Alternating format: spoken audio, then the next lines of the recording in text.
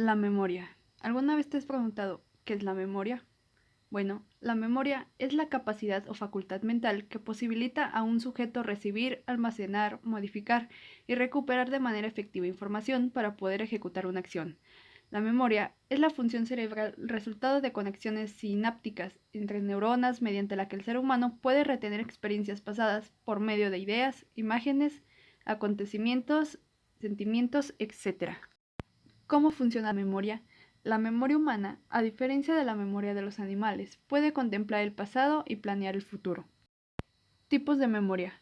Cada tipo de memoria tiene un funcionamiento propio, aunque todos aquellos cooperan para llevar a cabo un proceso completo de memorización.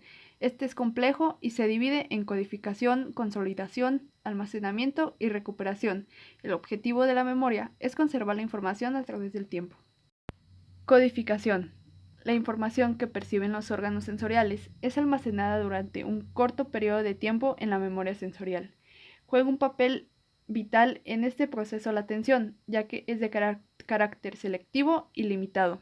Almacenamiento. De la memoria sensorial, la información que se ha considerado lo suficientemente relevante pasa a la memoria de trabajo. Una vez allí, la nueva información se almacena temporalmente y se combina con la información ya existente en la memoria a largo plazo. Recuperación.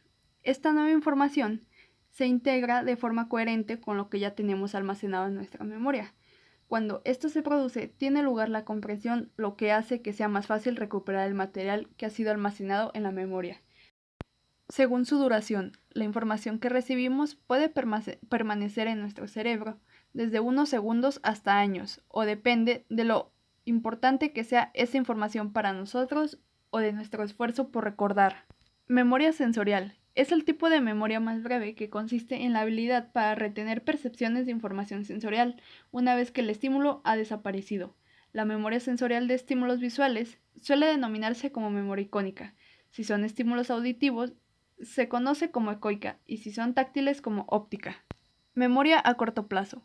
Esta memoria actúa recuperando temporalmente la información que se está procesando. Su capacidad es limitada y va desde unos segundos hasta un minuto. Memoria a largo plazo. Los recuerdos que están en la memoria a largo plazo pueden llegar a permanecer ahí en el resto de nuestra vida. Se deteriora muy poco con el tiempo y puede almacenar una cantidad de información ilimitada.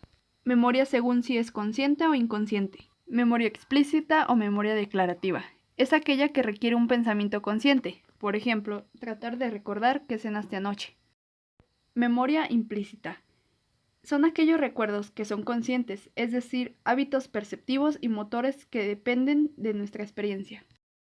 Memoria episódica. Esta consiste en un conjunto de recuerdos importantes de nuestra vida, como nuestras experiencias personales, eventos importantes, sucesos de gran carga emocional, etc. Evidentemente, recordamos mucho mejor aquellos hechos que han sido relevantes para nosotros y sobre aquellos que han sido acompañados por fuertes sentimientos.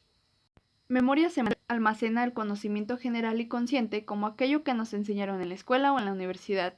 Incluye conceptos, hechos, significados y otros conocimientos sobre el mundo externo que hemos ido adquiriendo. Memoria instrumental o procedimental. Es un tipo de memoria implícita ya que es difícil de verbalizar y sus pasos se llevan a cabo de manera automática y no consciente. Son aquellos patrones motoros que ya hemos adquirido y reproducimos con soltura, se perfecciona a través de la práctica y constituyen recuerdos fieles y duraderos, por ejemplo, subir escaleras, tocar el piano, patinar, nadar, etc. Memoria topográfica. Es cuando queremos hablar específicamente de aquellos recuerdos asociados con la orientación espacial. Es la capacidad para orientarnos, reconocer un camino y atravesarlo, recordar claves a través de un entorno familiar, etc. Memoria incidental. Es un tipo de memoria implícita que se caracteriza por un incremento de la capacidad para identificar o procesar un determinado elemento como consecuencia de la presentación anterior de dicho objeto. Depende de nuestra experiencia. Por ejemplo, si has escuchado una palabra más reciente o con más es más probable que venga a tu memoria más rápido. Memoria según la dirección temporal. Memoria retrospectiva. Consiste en recordar hechos, personas, palabras que pertenecen al pasado. Los elementos recordados pueden ser semánticos, episódicos, autobiográficos, declarativos, explícitos e implícitos, etc. Prospectiva. Consiste en recordar que debemos recordar, es decir, se da cuando la información tiene que recordarse en el futuro y somos conscientes de ello. Así sabremos que en el futuro tenemos que recordar que tenemos una cita médica a cierta hora, alguna tarea o que pudimos haber quedado con un amigo. Pero, ¿por qué olvidamos las cosas? Un factor muy relacionado sobre todo con la recuperación de los recuerdos es el olvido, el cual podemos definir como la imposibilidad de acceder a una información que se supone almacenada en la memoria.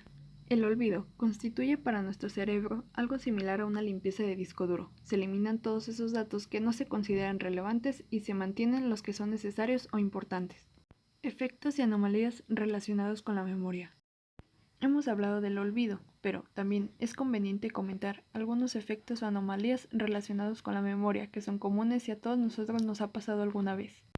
Efecto recencia. Se produce cuando la información que más se recuerda es la presentada al final.